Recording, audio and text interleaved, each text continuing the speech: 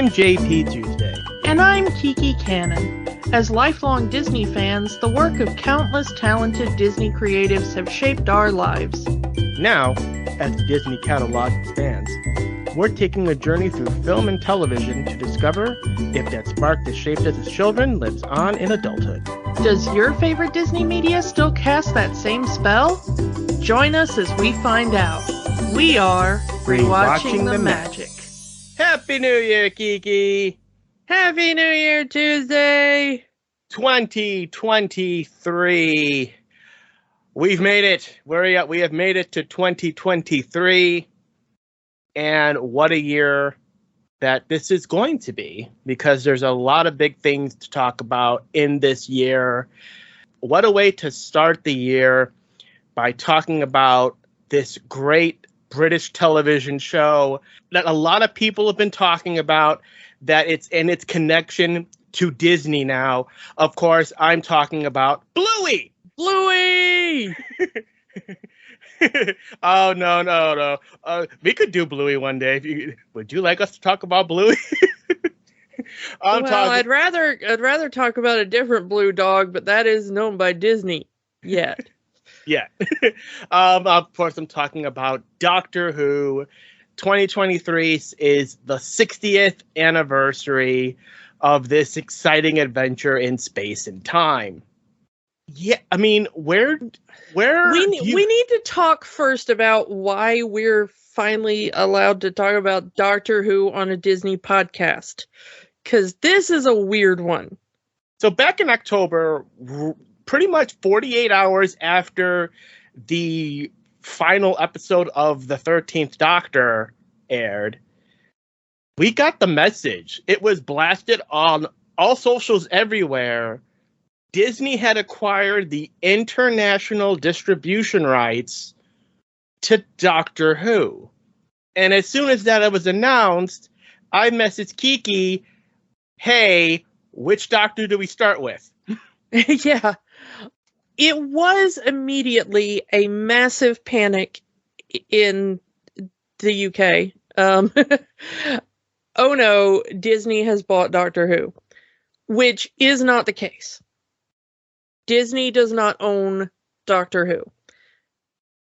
Our mandate is kind of broad when we talk about Disney things. This is not the first time we have extended it to Disney distribution rights or Disney partnerships. This is also how we talk about Spider-Man. Spider-Man is still, as of this recording, under Sony, but they have a partnership. So, or when we did Indiana Jones, Disney may own Lucasfilm, but they don't own those first four movies, which is still owned by Paramount, which, yeah. Yeah, I mean, there's some distribution stuff and some character rights and some, it all gets a bit fuzzy. I mean, there's even a few Muppet movies that Disney doesn't really own the rights to. Yeah. But we're counting Doctor Who because for most of the world starting this year, Disney will be the place to go for Doctor Who. And also starting this year with the David Tennant specials and the 60th anniversary special, Disney is going to be pumping a lot of money into the production of Doctor Who as well. That's the other big thing, and that's the thing I think it really tipped it for us as to whether or not it really counted under our umbrella. Because these rights are not cheap. These distribution rights are not cheap.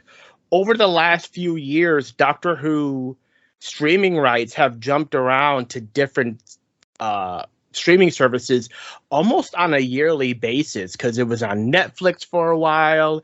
It was on Amazon Prime for a while. It still is on AMC and HBO Max and BritBox as of this recording. Yeah, depending on which episodes you're looking for. Some of the classic stuff is still on BritBox in the US. The newer stuff, starting with the Eccleston episodes up through the Whittaker episodes. Not all of the Whittaker episodes, mind you, but up through part of them are, as of this recording, still on HBO Max, but they will be disappearing soon, is my understanding, in the move to Disney Plus. As well as I think they're going to be removed from BritBox. A lot of them have already disappeared from BritBox. That was 90% of my reason for subscribing to BritBox, actually, was to get access to the Doctor Who episodes they had on there, and now most of them are gone. Yeah, it has been, if you are a Doctor Who fan, it has been a nightmare in the US trying to keep up with where it is streaming and which episodes it's streaming, because unlike other TV series where it's like, oh, you want to watch, name any series, you can find it on this streaming service. With Doctor Who, it's like, oh, you want to watch Doctor Who? Well, which Doctor do you want to watch? Okay, well, Doctors, 1 through 7 are on this service. Doctors 9 through, whatever is on this service. The 8th Doctor movie is nowhere because no one wants to watch it. It's like, what are you, so yeah. Yeah, so we are going to be doing probably the biggest project we've ever done. We've done theme months before. This is going to be something bigger because we are going to go through as much of the 60-year history of Doctor Who as we can. So at least once a month, we are going to be dedicating that week to a different incarnation of the Doctor. And what better place to start than the first Doctor, William Hartnell. So set the TARDIS all the way back to 1963 as we are going to the very beginning of this series. Yeah, and we have chosen to go all the way back to the very beginning and look at the very first thing anyone saw of the Doctor, because we are going to look at the very first episode called An Unearthly Child. We're not going to go through that entire first serial, which is the caveman, but we did want to talk about just what the public saw first off. But first, we want to talk just a little bit about how the series came to be, because how the series came to be is one of the most fascinating stories in television history. And I absolutely adore the people behind it. Doctor Who is the brainchild of two people, really. We have Sidney Newman, who really kind of thought up the concept. And he was a Canadian who was working in England for the BBC. And he had been working on The Avengers, but not that one. Yeah, no. Stephen Peele, not Stark and Rogers. Yeah, and he had worked on that show with a woman who is possibly one of my biggest heroes, Verity Lambert. And she had worked with him on there, and he was developing this idea of a children's television series that would use time travel to discuss the educational concepts of both history and science. if you want to know why the first companions are Susan's history teacher and science teacher, there you go. The original concept of the show was that it was going to be educational in nature, and one week they would do a historical setting, or at least, one series, one storyline would be historical. They'd go and talk to some sort of historical figure, and Barbara would get to be like, oh, yes, I remember this from history, and, tell them a little bit about the context of the time they were in.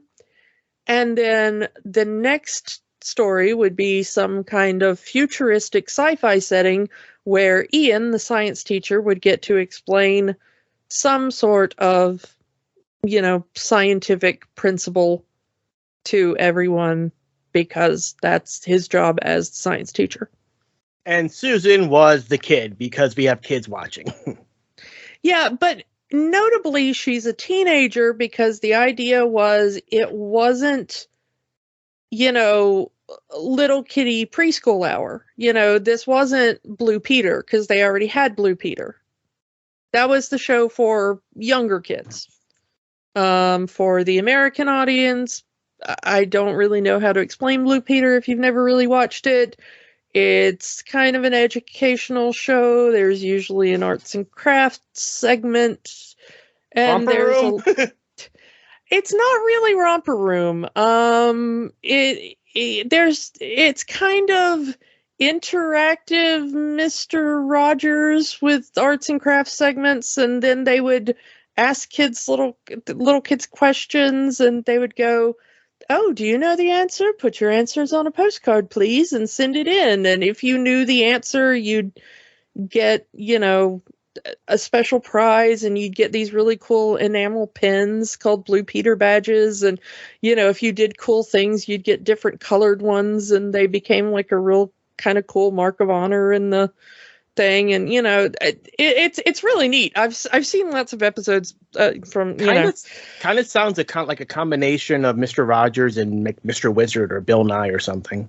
Yeah, it's basically like 7 different American children's shows combined into one, but it was generally for kind of younger kids, and they wanted something that was kind of for the in between set. It wasn't for like the older kids. It wasn't for the little kids. They wanted like the tween set, we would call now ages 10 to 12. Yeah, it was. They didn't really have the word tween then, but that's kind of what they were going for.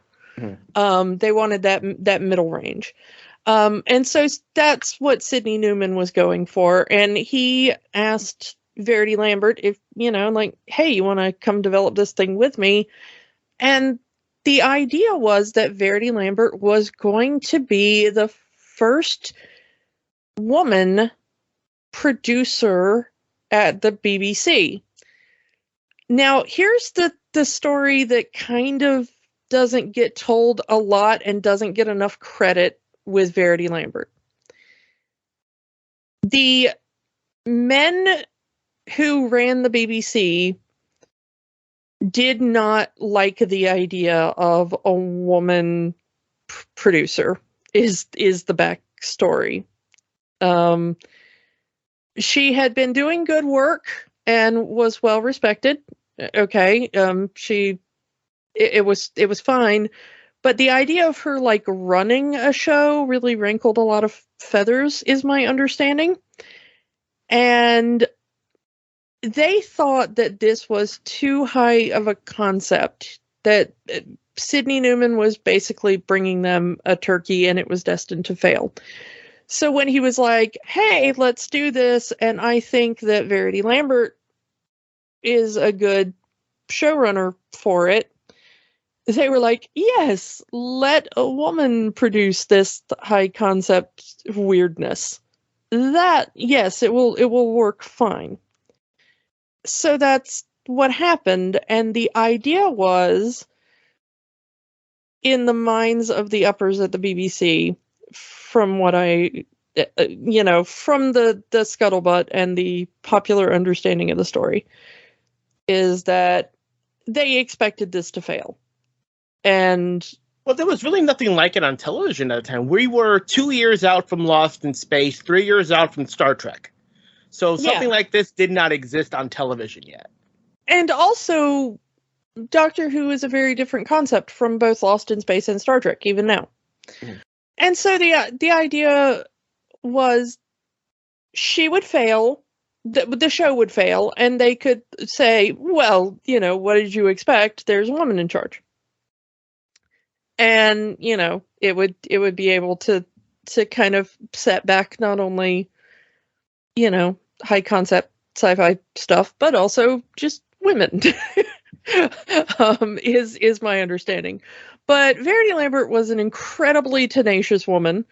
And so with very little budget and no one really believing in the concept, she went and she got the stuff that she wanted and put together everything on what was basically a shoestring budget. And they aired the show, and it did okay. But the first story, which is The Caveman, which we are not doing all of, kind of did all right ratings, but it wasn't going well. They were set to cancel the show after episode 4. Yeah. They were not like this. The people aren't watching this show. No one. Yeah. What do we? You got to pull it. You have to kill Doctor Who. Let's talk about the first impression of the show with what they saw with Unearthly Child. Because I think it's important to say what our setup is and what the public saw. It is important to note that the public saw this literally the day that the news broke that John F. Kennedy had been assassinated. Ladies and gentlemen, we're sorry to announce that the President of the United States has been assassinated. Here's this sci-fi special television show for ya! Yeah, and I know that it wasn't the great national tragedy in the UK that it was. I mean, everything got preempted in the US. Yeah, but a world leader was assassinated in public. That's world news. Well, yeah, but it did lead to a short delay of a few minutes for a news broadcast to go out over the BBC, and then they played the episode. However, they aired it the next week, and then they re-aired Unearthly Child the next week before the next episode in the caveman story, because they thought that probably people did not see it because the breaking news probably disrupted households and it did not get the viewership that it probably should have. It opens with us seeing the police box in a junkyard. And I love this because the very first character you see in the very first episode of Doctor Who is the TARDIS. Who we do not find out is an actual character for quite some time. The Doctor is not even aware that the TARDIS is sentient for quite some time in the series. The British public at the time would have understood how odd a police box inside a junkyard would be, because that was a very common sight at the time in the 60s. Yeah, I was saying we should explain what a police box is. Yeah. I mean, most of our audience is American, so, apologies to the Brits listening who have to hear a couple of Americans badly explain your culture. I mean, that was common. It was, the cops would arrest people, throw them in the box, or citizens arrest, or if you need a police officer, that's where the telephone is. You open the box, there's a phone, you call the cops. Yeah, before the invention of, 999, which in America is 911, the emergency lines, that's how you get emergency help.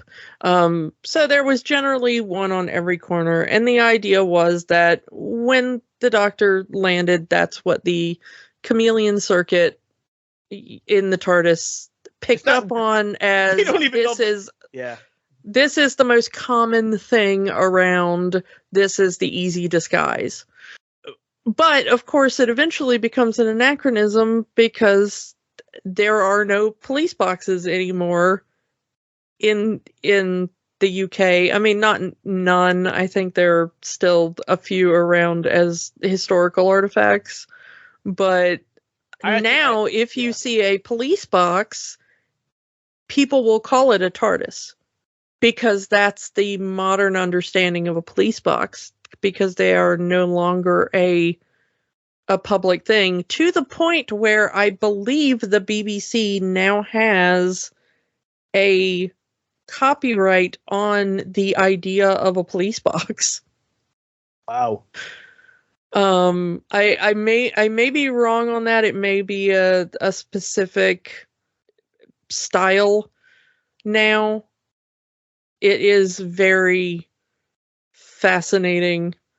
They were different colors in different places and everything, but I think that blue type that I believe was used in London, that might be now a trademark of the BBC. But yeah, the point being that at the time it would have been just such a common thing to walk past that nobody would have thought about it. But in the modern series, it becomes a remarked upon thing when they're in the UK, of people going like, "Wow, when was the last time you saw one of these? Why are you in a box, Doctor?" Yeah. Then we see the Coal Hill School, which is where Susan, the Doctor's granddaughter, is in, and we see all the really cool 60s fashions on the students and everything, and we see the two teachers, Barbara and Ian, talking about this one really weird student they have, Susan, and how she does not act like the other students because she is too smart and she knows too much and she says very weird things in class. But she's also completely unknowledgeable in other things. But that's only because that's how she is. She's from a different point in history. She's from a different world. Well, that's what we eventually find out and what they eventually find out. But at the time they're talking to each other, it's just, have you noticed her doing and saying strange things in class? And they talk about that she is too smart and answers questions too quickly, and yeah, Susan, I feel you. The thing is, though, is that some of the things that Susan says are so funny in retrospect. Like when Barbara mentions that Susan doesn't know how many shillings are in a pound. And Susan's response is, "I'm sorry, I thought we were on the decimal system." And Barbara says, "No, you know that the United States has a decimal system, but that we do not." And she says, "Oh yes, it must not have taken place yet." Which, watching it now, is hilarious. Because, of course, now they are on the decimal system. Susan is just a few years out of date. You know, she's a couple of decades out of date. And yeah, and Ian tries to trip her up with a question in science class that every other student can get perfectly, but she has trouble because it's a question in 3 dimensions, and she says, I need the other 2, as in she thinks in 5 dimensions. Yeah. Which makes sense once you get to the TARDIS. Mm-hmm. But, of course, Ian is baffled of, like, why are you talking about, you know, more than 3 dimensions? It is so adorable kind of to see some of the things that they've put in there. My favorite one is when she's listening to her radio and she talks about her favorite musician, John Smith. And that actually being his performance name. You know, it's his pseudonym. His alias, yeah. Yeah. And he said from the biggest act of 1982, and the fact that there wasn't an artist named John Smith having a hit in 1982, sad. Yeah. So I like that the John Smith pseudonym joke started all the way back in Unearthly Child. It just beautiful, beautiful, love it. There are so many tiny little things like that throughout. And then they can't figure her out because Barbara says that she decided to pay Susan a visit at home, and she went by Susan's house, but there's not a house there. There's just a junkyard. And so, as good teachers do, Barbara and Ian decide to stalk Susan by following her to see where she goes. Which, I don't know, maybe just use your words and ask her some questions. I don't know. But, yeah, and they mention, she lives with her grandfather, who is a doctor. Yeah, which they think is nice, and yeah. But they get there and they find a police box inside the landfill. That's strange. Aren't these usually on street corners? That's where we get our first viewing of the wonderful William Hartnell. Yep. Who comes out and starts acting all doddering old man about it. William Hartnell was known to the British public before Doctor Who. He had a film and television career before that, and theater career, of course. And apparently the way he got the part was he had been in a film called This Sporting Life that Verity Lambert really liked. And so when they needed someone for their new little children's show they were working on, she sought him out and was like, hey, we need somebody who can be grandfatherly, but also kind of crotchety old man. He didn't really want to do it, and Verity Lambert kind of had to keep at him, and also the director of the first episodes, Waris Hussein, kind of kept at him, and eventually he was like, all right, I'll see. And it became the thing he was most known for. So. Yeah. Kind of a funny thing, and it's not important to the story, but I'll say it anyway. William Hartnell, his hair really wasn't never that long. It's a wig. Yeah, but it's such a good look for him. No. It's a good look for the character. Yeah, the it long gives white him hair. that slightly out of sync with everybody else because it was not a hairstyle common among men at the time, you know? Mhm. And so it just gave him that you're not from around these parts kind of feel, you know, as well as the entire costume did. But I like the idea of the way they styled the first Doctor, because it really did set him apart from the moment you see him, you get the sense of this man is not in the right spot. And I'll mention this now because we're about to get into that part of the episode, and it'll come up more times as we talk about this this era of Doctor Who.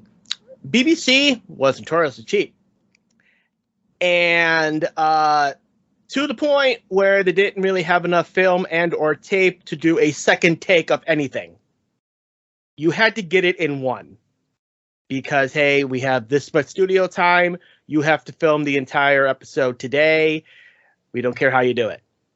So you had to get it in one. And Hartnell, he's an old man. And this is kind of the start of his degeneration. I'll just say it kindly. Hartnell would flub a lot of his lines to the point where it had to become a character trait of the Doctor.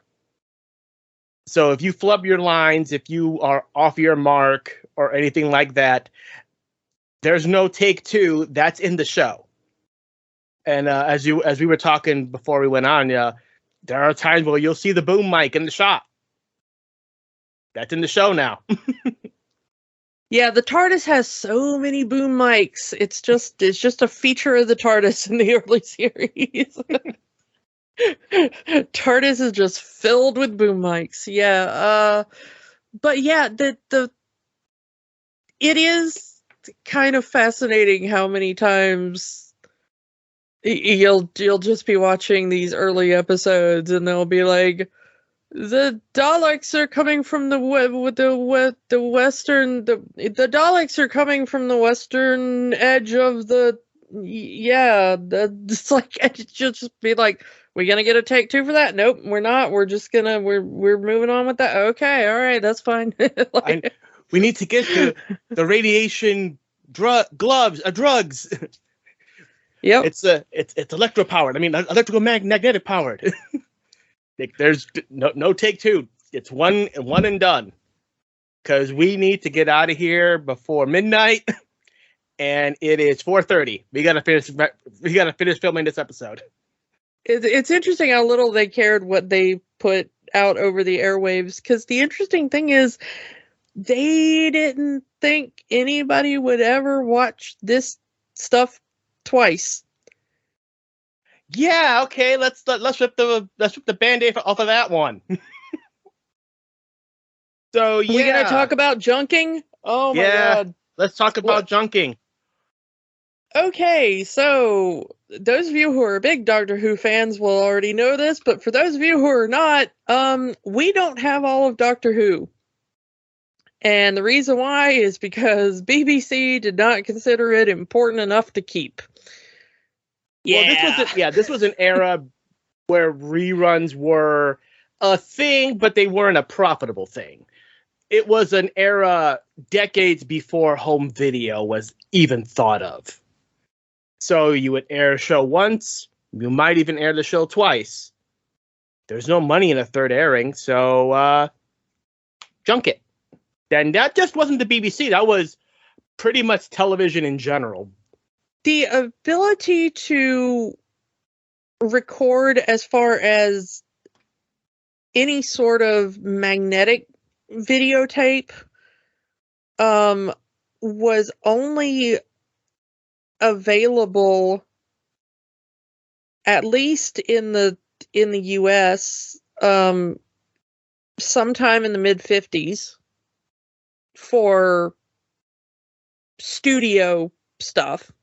It wasn't available for home recording until, sometime in the 70s, if you had, a lot of money. Most of us poor people didn't get it until the 80s sometime. But it was really, really expensive, and cost a lot of storage space, as in physical building space, to preserve any sort of television recording. The guy who plays Ian in this, who is William Russell, he was well known for doing a Nicholas Nickleby series for the BBC. None of that survived because it was broadcast live and never recorded. So it was never shown again. You either watched it when it aired or you didn't. Majority of the episodes of Doctor Who that we do have are thanks to other networks keeping their copies of the episodes that they got to air on their networks, private collectors, and sometimes the directors themselves, because sometimes the people who come in directing, the directors that made these episodes, would want to keep at least one of the episodes for their portfolio. Every episode of Doctor Who exists in audio format thanks to people who work at the BBC and fans. Thankfully, some of them have been reconstructed through animation, but as of the actual original episodes, we don't know if they still exist. They might. Yeah. They might. I mean, there are some people that say that most of them exist within the collections of private collectors. If they do, please, private collectors, let the world see these episodes. And if they're gone forever, then they're gone forever. There is a special hell out there if there is a private collector who has a Doctor Who episode that they're keeping, and they're just like, I'm the only one who can see it. Ha ha ha. I'm not gonna tell anybody I have this, just so that I can watch it. Mwahaha. Like, that is a special sort of evil, and there is like an extra special hell for that person. Like, if you own it and you don't know what you have, like, no harm, no foul, if somebody like passes away and their children are like, oh, we discovered they had this and they just didn't realize that like everybody was looking for it, like, not mad at that person, but like if you're specifically keeping something like that just to be like, ha ha ha, I have it and you don't, you are like the worst. Like, oh my god. Just throwing that out there. The worst. So yeah, let's get back to this episode. So we have Ian and Barbara talking to the doctor in the junkyard. They want to know where Susan is. He says, "Well, go get a policeman. This is my property. I'm not letting you." I love Ian just standing there, like posturing about, like, I'll go get a policeman to try to fight, because they think they hear Susan's voice because she's actually calling from inside the TARDIS. But of course that can't be, because it's a police box and nobody can be inside the police box, even though it's built to be big enough to have a person shoved inside it. What kind of grandfather will lock their grandchild in a police box? Well, they don't know he's her grandfather yet. He's just a random old man wandering around. But I love Ian just standing there being like, I'll go get a policeman. And I want to go like, well, good thing you're standing next to a police box. Just open that door, call. Yeah, like, come on, Ian, think it through. This is before the TARDIS had a working telephone. He doesn't know that. As far as he knows, this is a regular police box. You're literally standing next to the thing that calls police. I'll go find a policeman. Love you, Ian. You're a smarty. But yeah, so then eventually Susan, not knowing anybody's out there, opens the TARDIS door, and Barbara's like, hey, I'm just gonna run into the TARDIS, like, because Barbara is also smart. And then we get the first look of the interior of the TARDIS. And the gloomy outside of the junkyard to the bright white interior of the TARDIS. Which, for, 60s no budget BBC TV, is really kind of awesome. And yes, Whovians, if you only know the modern Who is the person that says the line? It's Susan. Susan is the first person to ever say it's bigger on the inside.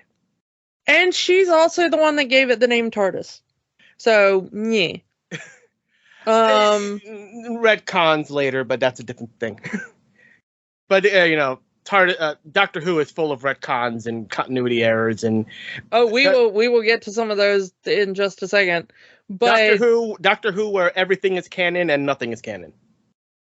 Well, they didn't have a concept of canon because, it's important to establish that right now as we go through Doctor Who. Yes. At this point, right now, as they were creating the series, they did not have an idea really like we would of canon because, like we just said, they never thought anybody would watch any of this twice.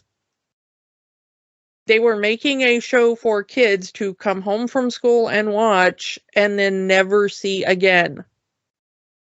They were going to be very surprised if any kid remembered 2 weeks from now what had happened 2 weeks prior. Yeah. That was kind of it. It was soap opera for kids. That's what they were making. So, yes, it did sort of have a continuous storyline, but it wasn't really that important, and they didn't really expect people to pay close attention. The fact that there are a whole bunch of nerds that can tell you the most intimate details of this character's really bizarre life. And the fact that many of those fans went on to work on various official Doctor Who projects that, for the most part, exist solely to explain away all these continuity errors. Yeah. Yeah.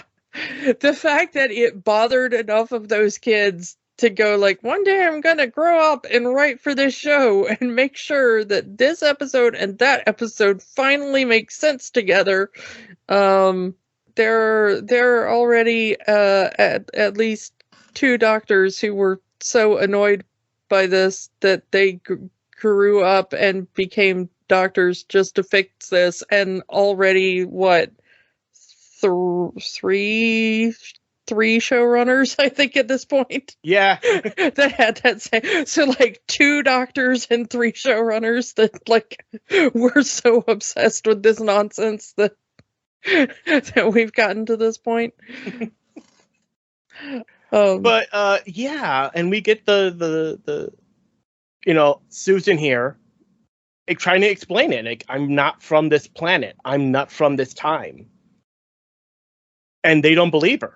It's you're delusional. Your grandfather has put ideas into your mind. You're one of us. You belong in this time. You're not from the future. You're not an alien. You're from here.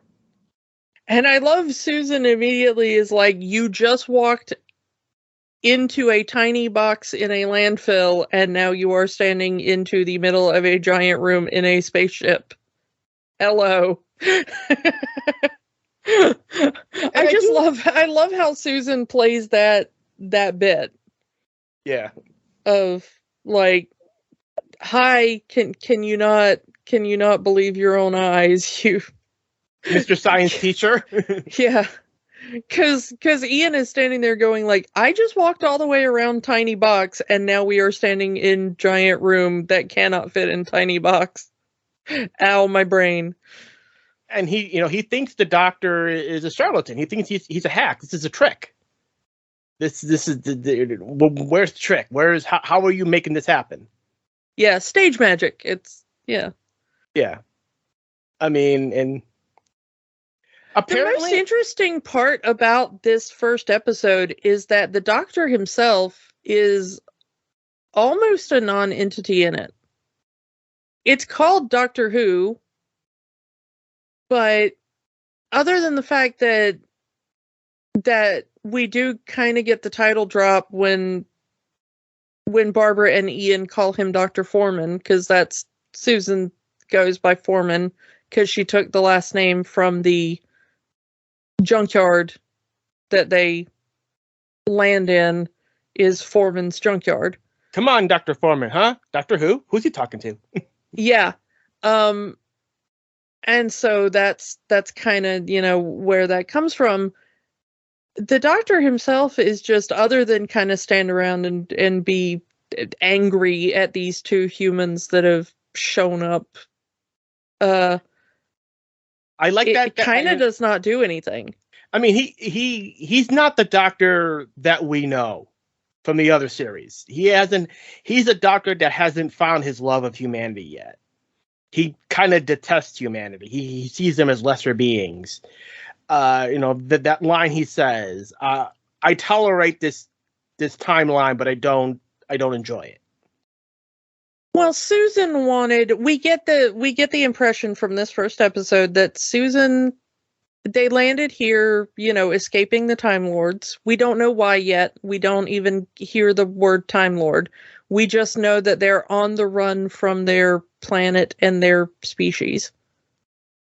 They're hiding here on Earth. The Doctor is tolerating it, but Susan wanted to go to school and hang out and be with, other kids, because they keep referring to her as a kid.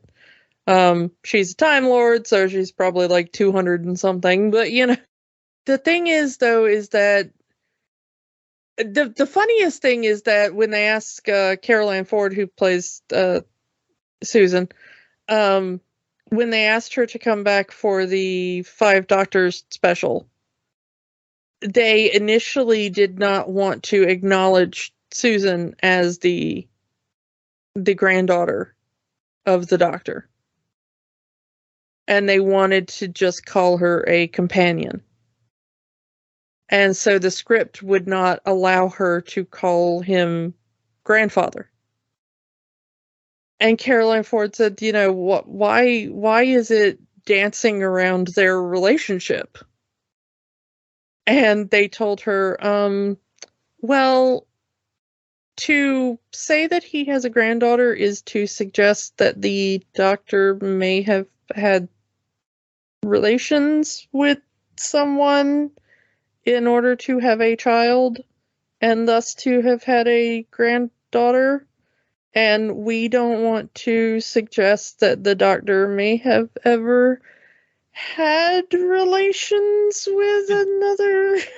That is an opinion, and that is an opinion that a lot of Doctor Who fans still have. Like, they do not like I mean, there are stories. There are people who have written stories, official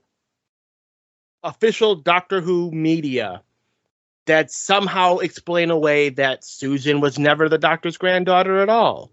That he was a teacher of this young girl who may or may not have been the Time Lord President's daughter, and they ran away together. And that was their cover of as grandfather and grandchild. Because there are, and it's still today that there are fans who do not like the idea of the Doctor having a relationship. We've seen the Doctor get married quite a few times.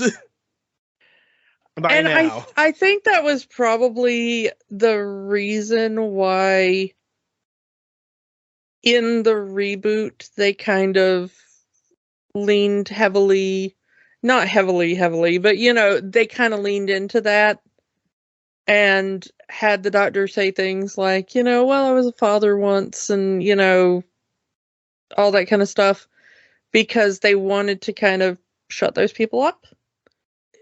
When the show initially started, that people just kind of accepted that, like, well, yeah, of course that was and that it was really only later that people kind of started to be like, no, we don't want her to be his, like, real granddaughter, But I think the show has now officially come down on the side of, like, yes, okay, the Doctor, much like Captain America. Yeah. Okay, let's just leave it at that. And like I said, we have actual legitimate granddaughter. But yeah, I mean, this is the thing of their, at least in the original continuity, if you're going to take it from Unearthly Child, the idea was that they were pretty early on in their run from the Time Lords. And the reasons themselves change up, but it pretty much comes down to, at least, again, this is later on after this episode, decades after this episode is aired, but, the Time Lords promised, they swore to always observe, never interfere. And the Doctor and his granddaughter was like, why limit ourselves to just observing? I don't want to read about history. We want to interfere. All of the interference, darn it. I don't want to read about history in a book. I want to experience history firsthand. I want to meddle in history. Come on. Meddling Time Lord is another guy. He's a monk. That's a different story. Yeah. But so yeah, but the point is that the Doctor decides, like, nope, cannot have these nosy humans around. We're leaving Earth. And he kidnaps them. Yeah. Since he can't have Earth knowing about their presence, he decides, like, nope, we're getting out of here, and he just kidnaps them, and they end up all the way back in the Stone Age. And that is where we have our big cliffhanger for that first thing. The rest of the serial is about them dealing with, cavemen trying to make fire. And yeah, it's pretty boring. I'm going to be honest. That's why we didn't do the rest of the story, because it is pretty. If this was the story I saw back in 1963, I would agree with the BBC. Maybe we shouldn't let this show go further than these 4 episodes. But we also get the first TARDIS sound, the famous TARDIS sound, and I love the story behind it. It's a house key scraping along piano wire. That's how they made the famous TARDIS sound. And Foley people are amazing. So, and the big takeaways from the Caveman episodes are that for some reason the TARDIS controls are malfunctioning, and that for some reason the TARDIS is still shaped like a police box. That really is the main takeaways of the Caveman stories. But after those couple of weeks, things were faltering because the cavemen weren't really hitting. And then we had our next adventure, which starts out with a little something called the Dead Planet. And this is where we get to our idea of, well, you have one set in the past and we get to do the history teacher, and then one set in the future and we get to have the science teacher shine. And it starts off with them having escaped the cavemen, and they end up landing in a petrified jungle that is mostly made of metal. It was, again, in the Caveman episode, they reference it, and here it becomes a plot point where before they leave the TARDIS, they have to check the radiation monitor to see if the air is breathable. Oh, it's fine, it's fine. And then that radiation monitor shoots up to dangerous levels. And that becomes a plot point. Yeah. We're on a world that is completely covered in radiation. We've gone full Fallout here. Yeah. But full Fallout where everything is basically kind of made out of metal, like they come across a giant lizard statue thing, but the doctor says, no, even when it was alive, it was still made out of metal. Things do not have to be made out of flesh and bone to be alive, you know? And we just talked about the TARDIS. yeah. And the interesting thing is that this should be the point where suddenly Ian and Barbara are like, oh, wait, I know that these two people that were traveling around in a police box and say that they're aliens, but they look human. But now we're legitimately in a spot that is confirming for us, like, alien life. Before we get into the rest, I want to make one. We need to talk about the phrase. Sidney Newman, when he went to show, when he did this, when he agreed to the science fiction aspect of it, he had a rule that he did not want what he called bug-eyed monsters in his show, because he hated the idea of costumed alien creatures. And we're about to talk about the first story of the Daleks, and he hated them completely. This is exactly what I was talking about. I do not want these monsters in my show. These props are going to cost too much to build. Why can't these creatures look like people so it can be cheap? But Verity Lambert, badass, said, no, this is the story we're going with. It has to be this way. This is a planet full of radiation, and the only way these creatures survived are by being in these tanks. Can we just take a moment to reiterate how much of this show was just Verity Lambert wandering in and being like, hi, I'm Verity Lambert, and this is going to be the most awesome show on television. Because I really need to impress upon everybody how much of early Doctor Who was just Verity Lambert wandering in and being like, I know everybody wants me and my show to fail, but screw you guys. This is going to be the best show on television. And I'm going to be legendary. So yeah, they're going through this planet that's filled with radiation. They don't know that. And through the episode, they start getting sick and they don't know why. And we find out it is because this planet is completely filled with radiation. They suffered radiation poisoning. Yeah. But we have to talk about as they find in the distance towards the end of the first episode about halfway through the first episode, they find a city in the distance, and Ian says, I don't want to go to the city. And the two women say, we don't want to go to the city. And the doctor's like, but we need a widget for the TARDIS, and I bet you the only place we're going to find it is in the city. This shows how a completely different person the Doctor is, as he purposely sabotages the TARDIS to say, this part broke, and the only way I can fix it is to go to the city and get parts to fix it. Oh, really, Doctor? The only way that we can fix this part is to go into that city over there and repair it. Yes, that's exactly what we need to do, Chesterton. So, yeah, the Doctor literally puts these two people that he kidnapped, mind you, as well as his own granddaughter, in danger because he wants to go exploring. Yeah. Knowing what we know about the Doctor now, it kind of doesn't seem out of character, but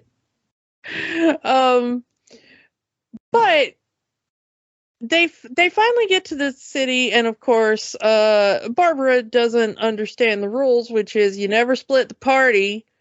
And she goes wandering down one hallway as everybody else goes wandering down another hallway.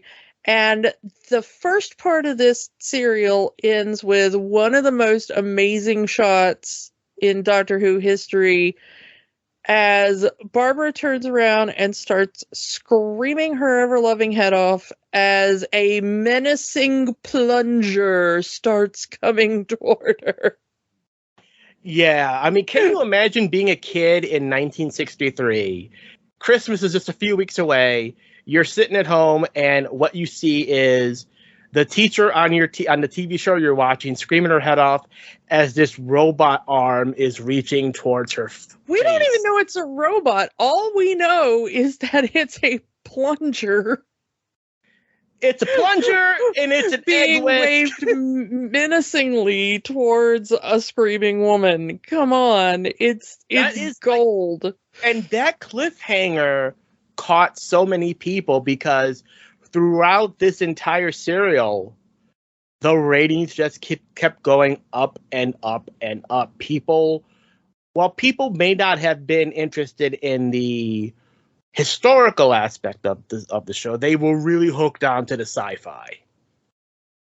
Yeah, and then the very next week, the show picks up exactly from that point, with the plunger being waved at Barbara, and it cuts back to the other three trying to make their way through. And suddenly they are surrounded by, dun dun dun, the very first appearance of the Daleks in their full Dalek glory. Looking basically like they do now. I mean, they've had a few redesigns since, but it is almost exactly the same design. Our favorite pepper pot fascists. Yeah, and before anybody comes at us, this story that we are talking about right now was written by Terry Nation to be a Nazi allegory. He has said it over and over and over again. The Daleks even lift their plungers in the salutes at one point in the serial. Yes. Just to hammer the point home. These are space Nazis. End of story. Daleks have always been space Nazis from their first appearance. So, shut up about that. I mean, if you were to describe what the Dalek looks like, he looks like a giant metal trash can with a toilet plunger on one hand and an egg whisk on the other. Someone will say that looks ridiculous and that no way would be scary. But so many children in 1963 were scared, and the Daleks gave them nightmares. The thing is that the little ping pong balls around the skirting were originally supposed to light up, and it was supposed to be run on a car battery inside each Dalek. So the Daleks were originally supposed to, all of those little, jokingly now called Dalek balls, but they were supposed to all be lit up along the skirting. And that was nixed because car batteries were too expensive in the 60s to put inside each Dalek. So they just get the little nubs on the top of their heads to light up, which again to this day is still. And that was only added so that the viewer at home could tell which Dalek was supposed to be speaking at any given time, because there was no other way to tell. So you needed the nubs to light up on the top so that they could tell who was talking. So, and in a very, if you're only familiar with the modern series, the Daleks shoot Ian in the leg with a paralyzing beam. They don't exterminate him. Daleks have a stun setting. Who knew? That is not a thing that really happens now. It's exterminate first, ask questions later. Yeah. The interesting thing is that the guy who designed the look of the Daleks was a guy called Raymond Cusick, and he was not the original person that was supposed to have done it. There was another guy working for the BBC as a production designer at the time, but he had a scheduling problem, and so Raymond Cusick got the job. The original guy that was supposed to design the Daleks, you may have heard of him. His name is Ridley Scott. I am not kidding about that. The guy who directed Blade Runner, yeah, the guy who directed Alien, yeah, that guy. He was the guy that was on the docket to create the Daleks, and then he had a scheduling problem. They had to give it to the other guy. I really, really want to visit the universe where Ridley Scott created the Daleks. Please, TVA, come pull me out of my timeline and let me visit that timeline. I need to see that.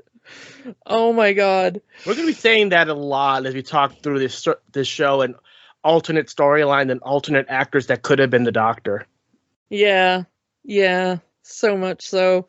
But anyway, I'm very pleased with what we got. I mean, that's iconic, of course. Yeah. But seeing those on screen absolutely ignited the imaginations of children around the UK to the point that in week 4 they were on the verge of cancellation.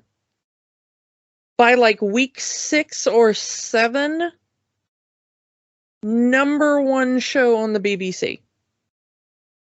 Dalek Mania.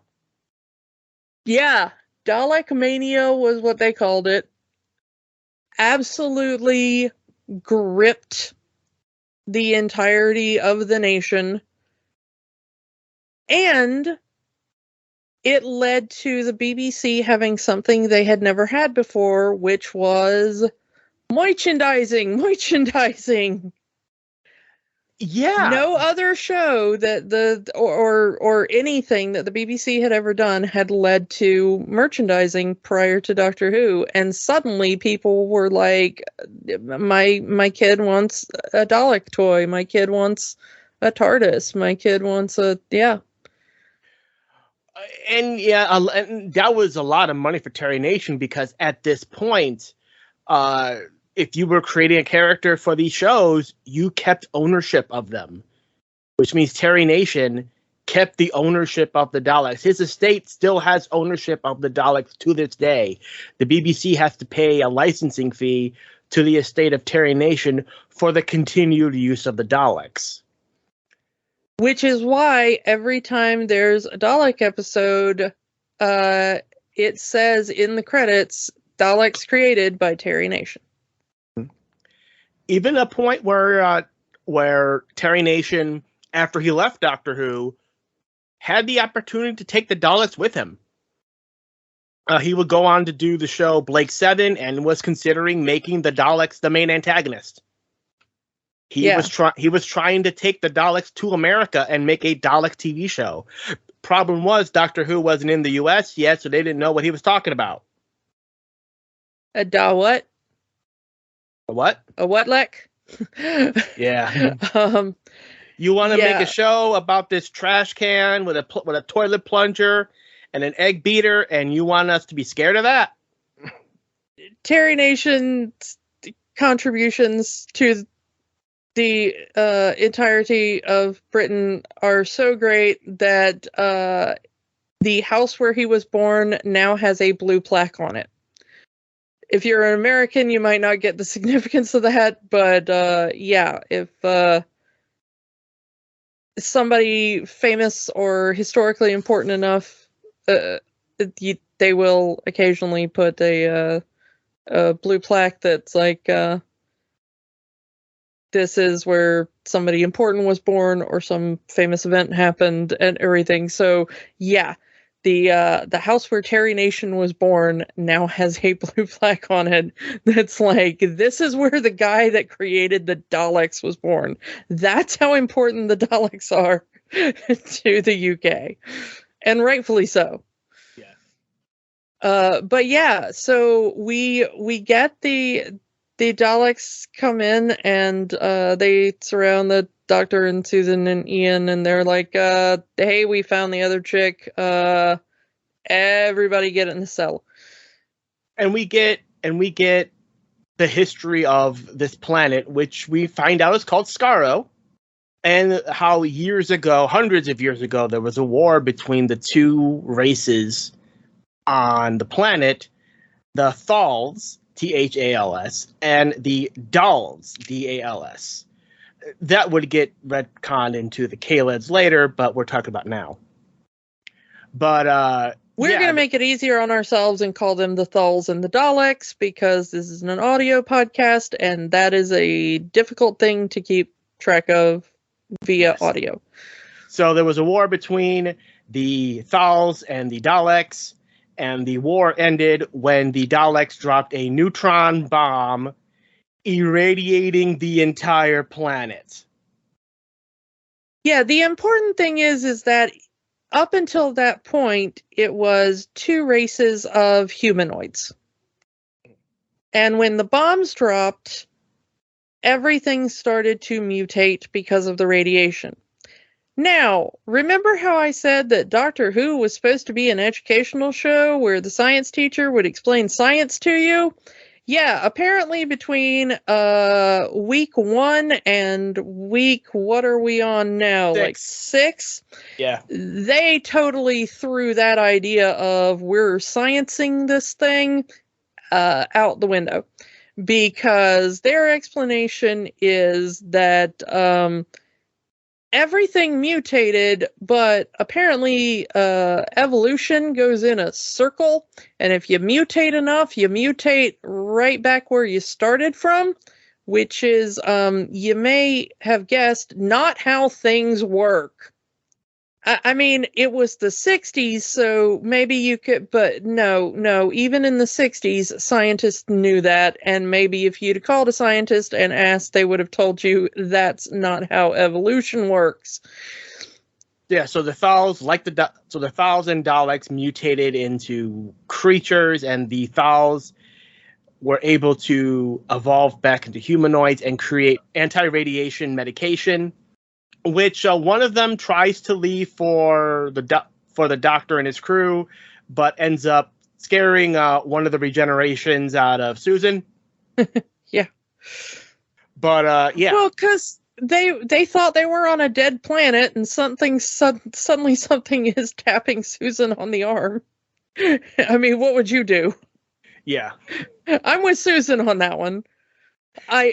Susan probably would have regenerated right there.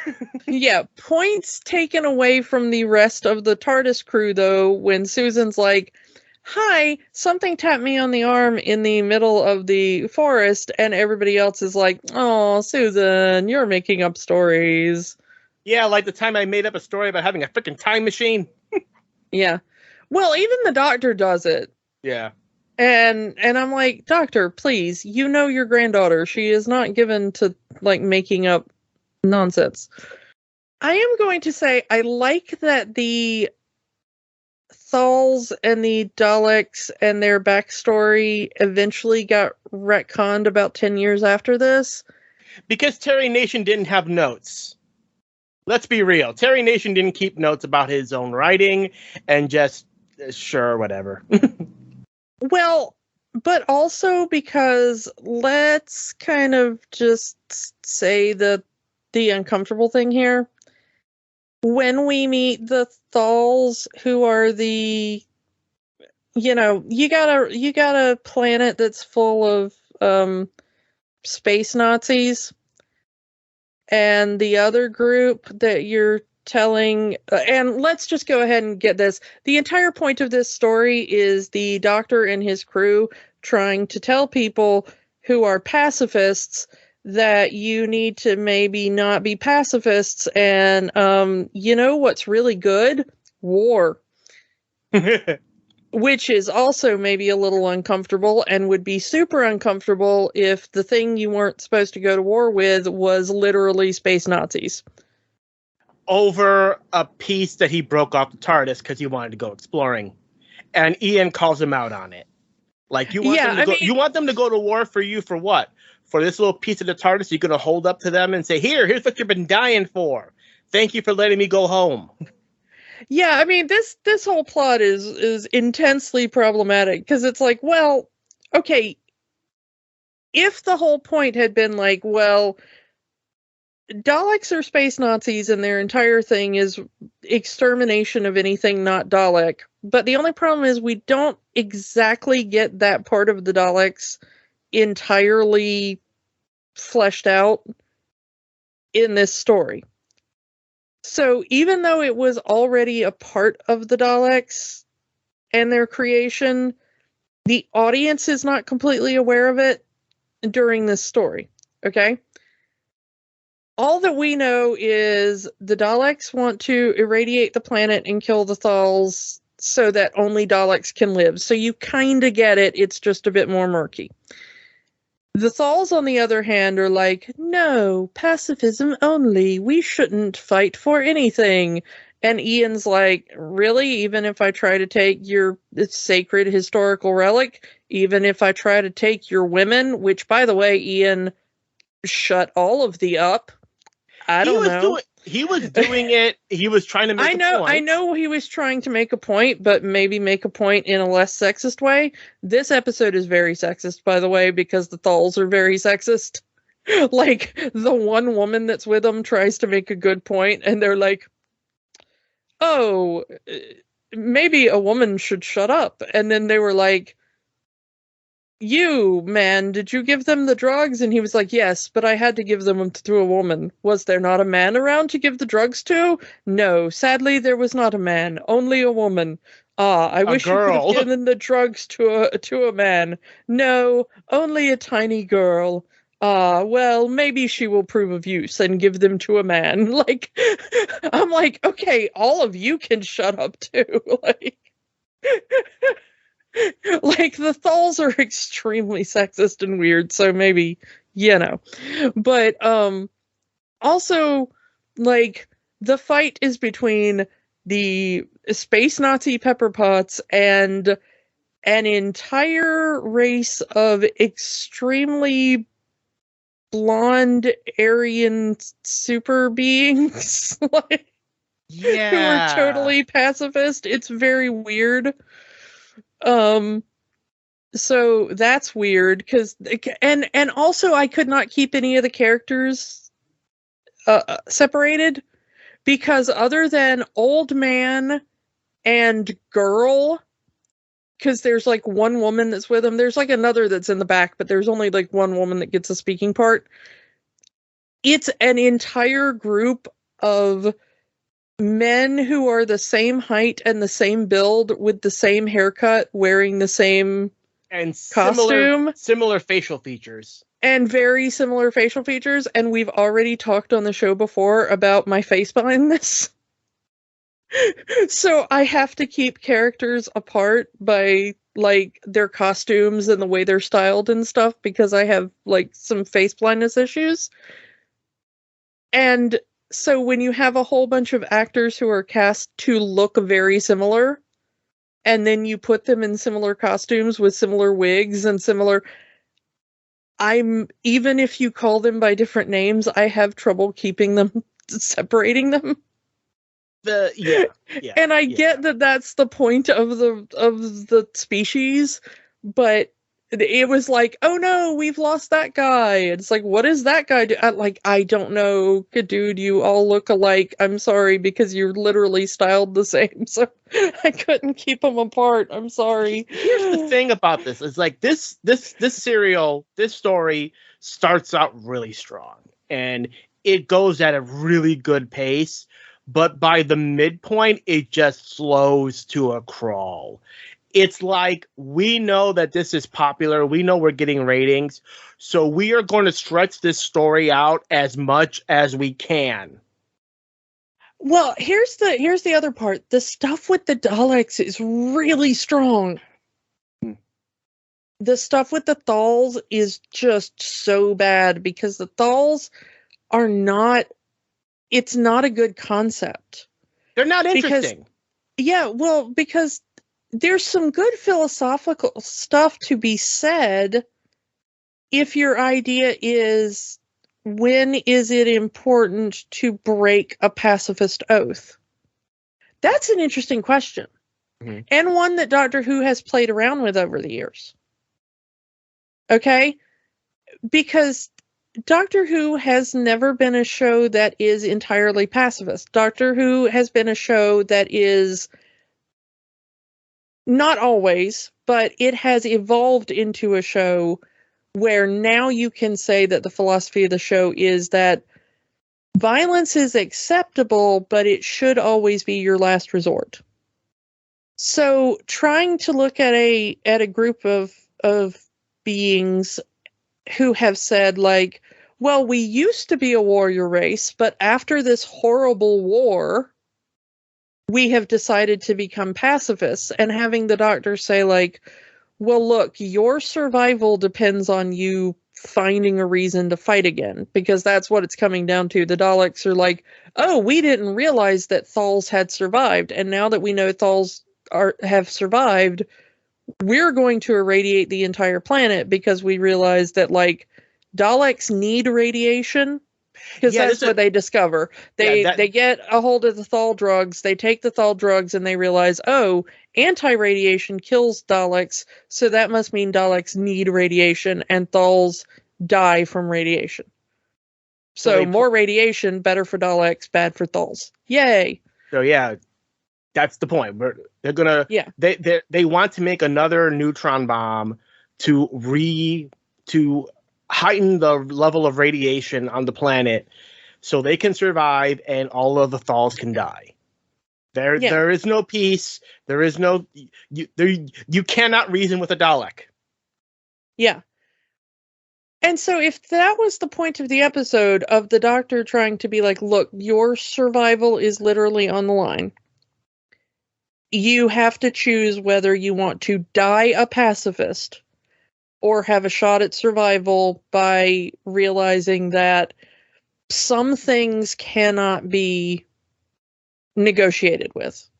You know, there is no chance for a peaceful resolution here. It's fight or die. It's a good philosophical debate to have, and honestly, I think it is a good thing to discuss with children. Yeah. Okay, that's a good educational message. However, that's not where they go with it.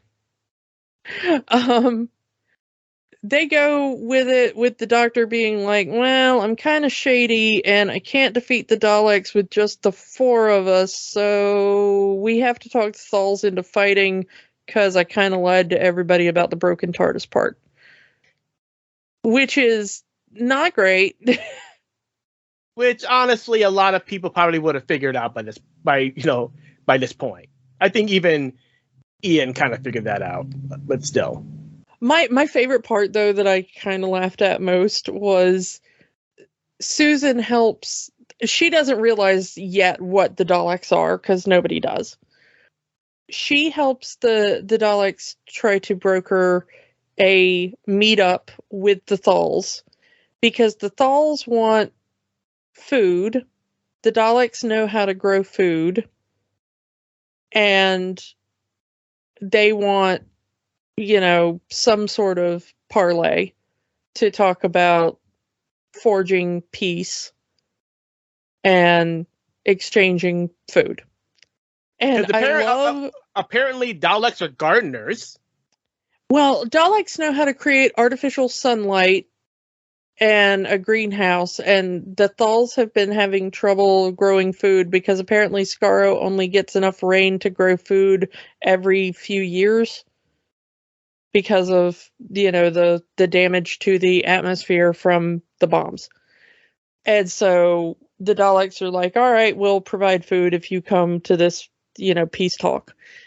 And I love that the budget on the BBC was so low, and they were trying to figure out, like, what do we put on the table that looks vaguely alien, but is also cheap and we can buy at the greengrocer down the road. And so I love that the idea is like the Thal comes to the peace meeting and the Dalek's just standing there, and you know that like if you had heard like the exchange between them, it would be like the Dalek just being like, please come to the peace talk. We have brought you this wonderful bounty of cantaloupe and coconut. Like, because it's just a table that's like just filled with cantaloupes and coconuts, because it's just kind of the most alien food they could kind of get, because they look vaguely weird. It's like it's not typical food grown in British soil, so it's just the funniest like setup of just Daleks standing around a table just piled with coconuts and cantaloupes. But I love the old dude that goes to the peace meeting, the Thal dude, because they were like, what if it's a trap? And he's like, I will show up unarmed. There is nothing more peaceful than that. That shall prevent a war. And I was like, dude, I am so gonna love watching you get exterminated. You are such a dummy. Well, they've been peaceful for so long. They don't know trickery. They don't know shenanigans. And he goes there. He does his big hero speech. We can live in peace and unity together. And then the Dalek just says, fire! Yeah. Yeah, they never actually use the word exterminate during the entire thing, but they say exterminated or extermination, so it's there. Yeah. But they don't actually run around screaming exterminate during this. But it's so not close. Yet. Yeah, not yet. It's so close. We're almost there. But the sad thing is that this particular one does go downhill once it gets to the TARDIS crew leading the Thals in the invasion. Like 2 whole episodes, it's just them trying to get through the caves in the back of the Daleks' city. Which is very much the actors doing their best to make us think that they are standing over giant cavernous drops that do not exist. Like, that they're standing on their tippy toes just out of camera shot, like going like, oh no, I hope I don't fall into this crevasse. Like, yeah. And it's very adorable, and bless them for it. But early Doctor Who is such a marvel of things like that. Also, I know that the floors in the Dalek City are supposed to be metal, but it does sound like the Foley artist is doing every single one of their footsteps with tap shoes. And like Susan at least is wearing sensible ballet flats. Like, I know that's not the sound they are making on those floors. But every time anybody takes a step, it is the sound of like tap shoes on a dance floor. And again, this is early Daleks, so the Daleks can't even leave the city because they generate their power for their little tank suits by sliding across the metal floor, using static electricity. That doesn't really how it worked, but they power themselves by scraping across the floor, creating the electricity to power themselves. So to the point where the crew is able to knock a Dalek onto a cloak and it automatically loses power. So that's the point. We're going to cut the power to the entire facility, and then every Dalek will be dead. I like that, and I also like that they make mud using the dirt off of Susan's shoe and then throw it at the eye stalk of the Dalek. That one's good. We do not get a look at what the Dalek mutant looks like, not yet. But, we get a tiny little taste. We see a couple of the tentacles peek out from underneath a cloak. And a claw that no Dalek mutant would ever have again. Yeah.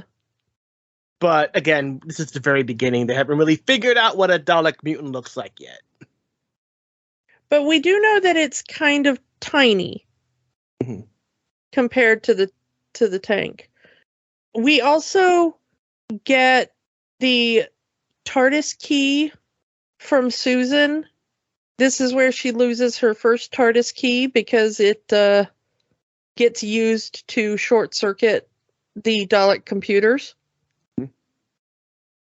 And interestingly, it looks like a normal house key in this. Here, yes. Later on, they would have a more fancier looking key and then go back to regular house keys for the modern era. The official explanation for that is that there is also a chameleon circuit on the TARDIS key. Yeah.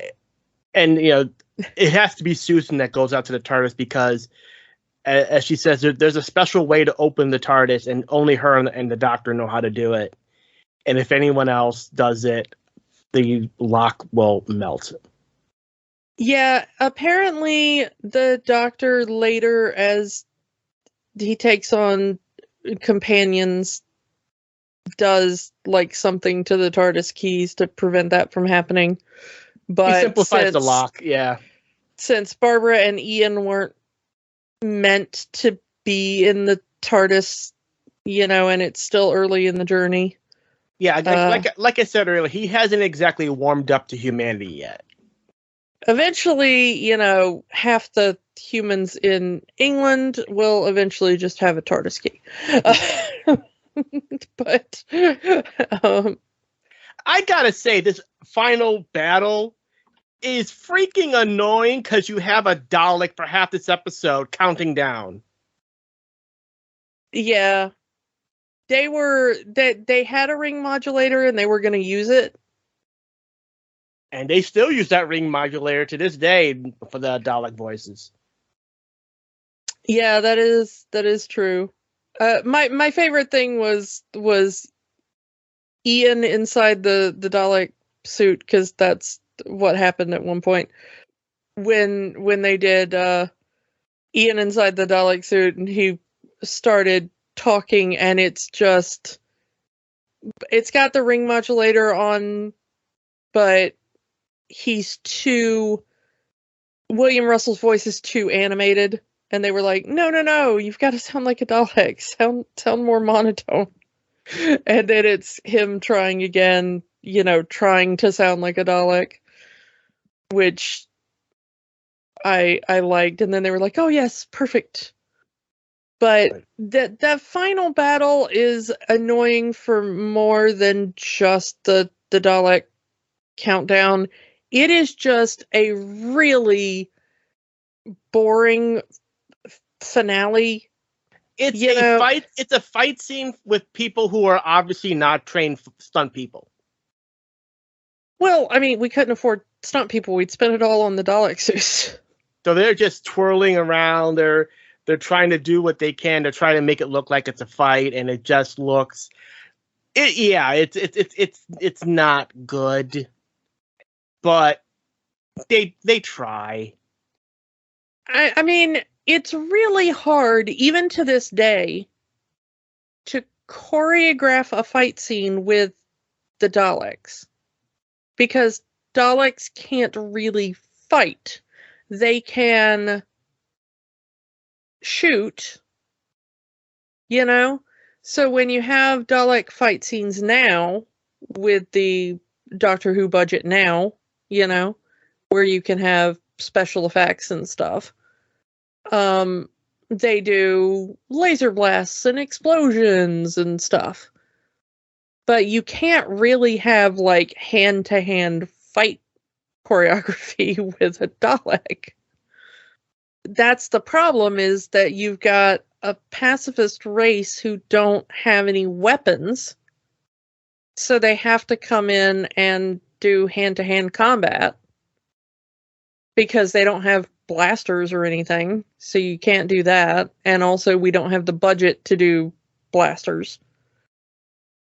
So you have to have like a bunch of blonde guys run in and punch a Dalek suit. I mean, they didn't even have enough for laser effects. They just invert the colors. They just invert the film stock for the exterminations. Yeah, and at one point it kind of looks like they dropped, acid on the film stock to make it bubble or something. Because it kind of looks at one point when the Dalek shoots his laser that it's like a bubble effect. It looks like the Dalek shoots acid or something at the wall. So I don't know exactly what that was, but it doesn't look like a laser blast, But yeah, I mean, mostly the Dalek laser blasts are inverted, which they still kind of do. With a little bit of green. Yeah, it's done green, and they do like the X-ray kind of effect, which is their throwback homage to the way it used to be done in these early episodes. It's their way of saying, like, well, we understand that we have better effects now, but we're going to have that sort of similar aesthetic, even though we can up the... And why is it green? Well, TVs were black and white then. It was always green. You just couldn't see it. Evil green. It's always evil. Yeah. Every villain is lime. Yeah. But I mean, I like what they did. We know that this is not the best first Doctor story. It's not even the best first Dr. Dalek story. Yeah, but the reason we decided to do this one is because we wanted to know what it was that gripped the public imagination so much that it made this show the biggest thing on British television in the span of 6 weeks. Yeah. Because the fact that this went from a show that was destined to fail, that was meant to end the career of the first woman producer at the BBC, that everyone on week 4 was expecting to lose their jobs, and by week 6 or 7 was the talk of an entire nation. Daleks were everywhere. Everything was Dalek. We had, Dalek the t-shirt, Dalek the lunchbox, Dalek the song. Dalek the song, because there was a song called I Want to Spend Christmas with a Dalek. I'm gonna spend my Christmas with a Dalek and hug him underneath the mistletoe. And if he's very nice, I'll feed him sugar spice and hang a Christmas stocking from his big left toe. This was and is the phenomenon that ate the world, I mean, yeah. And like I said, this was the end of November into early January. So this was, it's kids are home during some of this, during Christmas time watching this. Doctor Who at Christmas from the very beginning. Yeah, it's not Christmas without Doctor Who. And it's been like that since 1963, Yeah. The thing is, though, is that even being, critical from a modern standpoint and looking back on what it would become and knowing, what it would be and could be, you can still see it, Yeah, you can kind of see the beginnings here. You can kind of see even if, again, this is not the best Dalek story, this is not even the best first Doctor story, not even the best first Doctor Dalek story, but you can see the beginnings of greatness here. You can see what gripped the nation. You can see how this show became such a popular part of British pop culture for 60 years. And you can understand what all those little kids in 1963 saw. It's really interesting to think about what the people who are creating or have recently created, Mm-hmm. in the modern era. I mean, time travel in a phone box. You didn't think Bill and Ted was inspired by Doctor Who? I mean, almost everything now is inspired by Doctor Who in some sense. It's so weird what it has gone on to inspire. And I mean, we're going to talk about it over the course of the year, all of the things that, have seeped into it. Yeah. But it's so interesting to look back on it and see these early beginnings and the people who fought so hard for that, Like I said, Verity Lambert fought. She put everything on the line because she believed in this show. Yeah, and I mean, and not to sell Sidney Newman short by any means. Yeah, I mean, it was very much partnership in the beginning. Verity Lambert, the Doctor's mother. Sidney Newman, the Doctor's father. Yeah, and I mean, you can't thank either of them enough for putting this together and giving something that we're still talking about, and that so many other people have been able to come along and put their mark on. And of course, they didn't intend it to be a 60-year project. I mean, we have to talk about, how we ended up. And of course, when we get next time, we'll talk about it in more depth. But of course, William Hartnell did not sign up to be on anything super long term. No show in the 60s was meant to last forever. You came on TV, you did a couple of years, and then you left. But Doctor Who was doing so well that they were like, well, this is the biggest thing on television. And suddenly our lead star has become sick. You kind of see the notes here at the beginning of Hartnell flubbing lines, and he even collapses on set in one episode to the point where they had to write that into the script because they couldn't do the take two, like we said.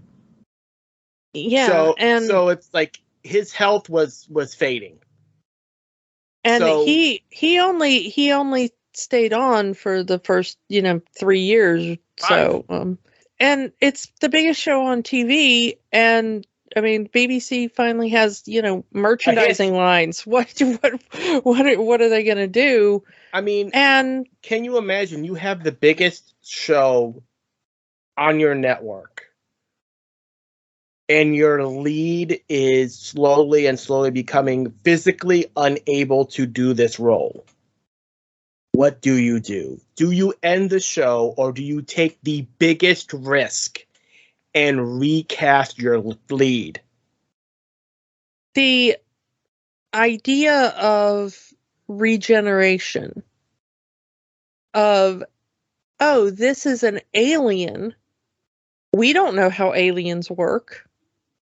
Maybe aliens are capable of making themselves look entirely different. maybe that's how he's a new actor now. Mhm. And that was one of the most brilliant moves in television history. That idea of regeneration. Yeah, but that was like the big risk. You know, you can change the companions, and we do that several times in Hartnell's era. You know, Susan eventually leaves, Ian and Barbara eventually leaves. He gets different companions. Yeah. But to change the lead, you know? Yeah, let's talk about you know, since we're not going to be with them anymore. Let's just mention kind of what happened to these characters, since we probably won't see them again on our travels. Susan would be the first of the companions to leave. 1 year later. Yeah, Caroline Ford had been told when she joined the show that Susan would be much like Emma Peel was in the Avengers. Like we said, both Sidney Newman and Verity Lambert had worked on the Avengers, and Susan was pitched to Caroline Ford as basically Emma Peel, but an alien. She was going to have stylish 60s clothing. She was going to be very capable and able to fly the TARDIS. She was going to be able to take care of herself and take no nonsense from nobody. She was going to have telepathic powers. And then after she accepted the role, it became she's going to be an everyday, ordinary teenage girl, and she's going to stand around in her school clothes and scream a lot. Yeah, so this was not what she signed up for. Yeah. So Caroline Ford decided very quickly that she found the show and her part rather boring, and she wanted to move on from the show and her career. Susan ended up meeting a man. Yeah, she met a man called David Campbell, who was a freedom fighter in the 22nd century. And the doctor, Susan wants to stay with the doctor because, I need to take care of my grandfather. But the doctor says, no, you're a grown woman. I will be fine without you. I still have Barbara and Ian. They can take care of me. Go on and live your life and, have a husband and, do whatever. And so we're going to talk. I mean, that tends to be of the early era of Doctor Who. That tends to be a lot of the lady companions end up falling in love with a guy they just met and leaving the TARDIS. That ends Susan's story. She did come back. Like I said about the Five Daughters, she did come back. However, they don't mention her husband. Once it gets to the Seventh Doctor, he says he doesn't know if he has family anymore. Once the Time Lord War happens, the Ninth Doctor definitively says he's the last of the Time Lords because he doesn't know about the Master yet. He also says, the Ninth Doctor also says that his entire family dies, and 10th Doctor reiterates that he was a dad once and his family is all gone now. 11th Doctor mentions having traveled with his granddaughter, and the 12th Doctor has a picture of Susan in the episode where his companion Bill is introduced. In the 12th Doctor, in one of the 12th Doctor stories with Clara mentions the Doctor's children and grandchildren and says that they are missing and presumed dead. So, make of that what you will. There are people who want Susan to come back and potentially regenerate into a new version of Susan and travel with the Doctor again. It's probably never going to happen. As for Barbara and Ian, they leave the TARDIS not long after, and they leave together using a Dalek time machine to get back to their own time, although they end up 2 years after their initial disappearance from the time stream. So they end up more or less back where they started. Ian is still alive because he has shown up recently. Yeah, it was said that, yeah, they kind of have broken it just recently, but in one of the Sarah Jane stories, she had told the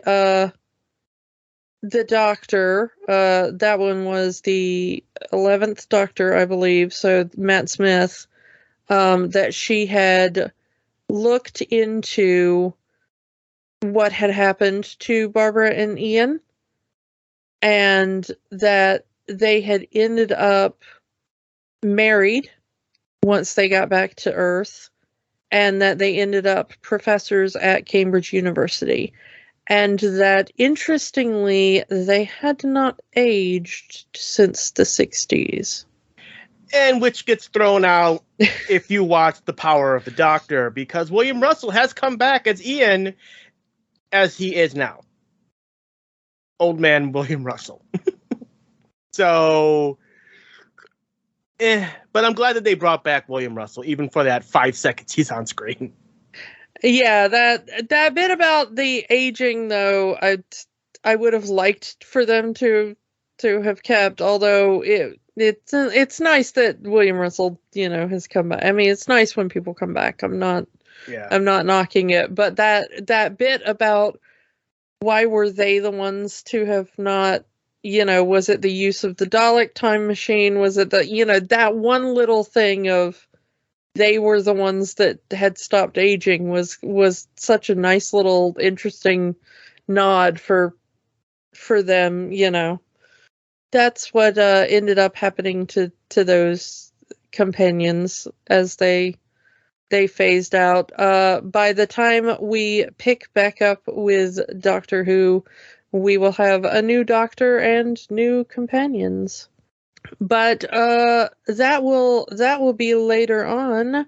We have something entirely different for you next week. So we are going into a different universe, leaving the universe of Doctor Who and sliding back into the Marvel Cinematic Universe.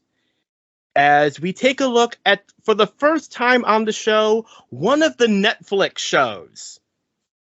Yeah, we're getting into the Defenders as we talk season 1 of Daredevil. Yeah, we are gearing up for an eventual return of Daredevil. So we thought it was time we start to look back at the original series that they did for the MCU back in the time when the rights were still kind of weirdly split. So we had technically under the Marvel banner, but also done by Netflix and sort of MCU adjacent-ish, but kind of doing its own thing in the weird pocket universe. Yeah. We'll get to it. We'll get to it all.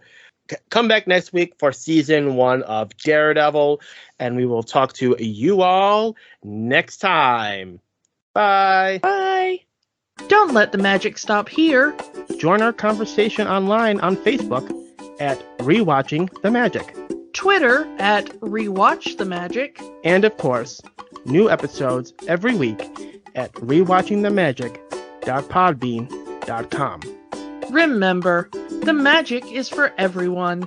It only stops if you let it.